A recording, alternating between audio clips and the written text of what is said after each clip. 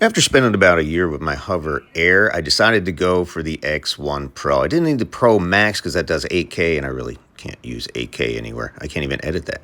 So here's what it looks like. It's a little beefier than the original Hover, but kind of the same kind of structure, the foldable wings and the soft protective casing on the outside, which is nice. This time there's a digital display, and the camera's a little better. It's still USB-C, and there's a couple of buttons there, and you can add a micro SD card for up to 1 gig of storage. So the gimbal still moves, and it still tracks, and it's still intelligent. It's got some new features, some collision avoiding detection, which my old one actually surprisingly worked pretty well in some cases. And here's the, it's very loud too. The speaker in there is amazing. And there's a fan, which I didn't know there was a fan in there. And this one actually makes a little bit of noise. So you have to do 5 flights. We decided to do dolly track. And Deborah Jane decided to take it and kind of test it here, and it nicely avoided that tree. That was cool. And of course, in dolly track, when it loses you from the front, it will begin to follow you automatically. So that's nice. There's a return to home feature as well.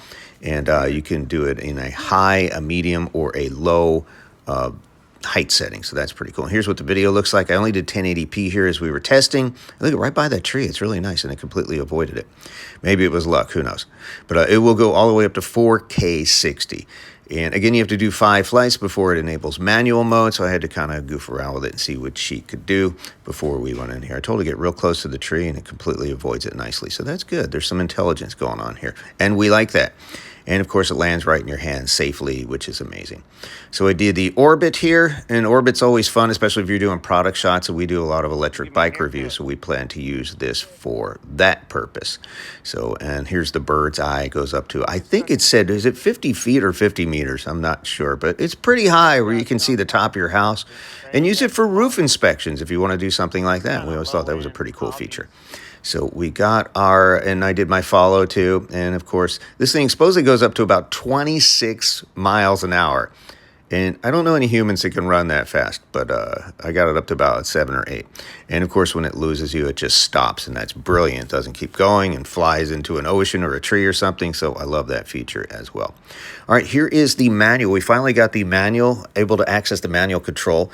And it's got some interesting features. You can flip the controls backwards. You can zoom. You can set it to 1080, 60, 4K, whatever you want to do here.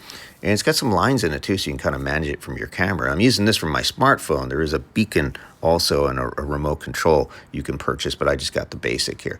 And this is nice. You can adjust the joystick settings too. So if it's a little too touchy, you can slow it down. So whatever's comfortable for you. And I'm controlling it here with my iPhone here.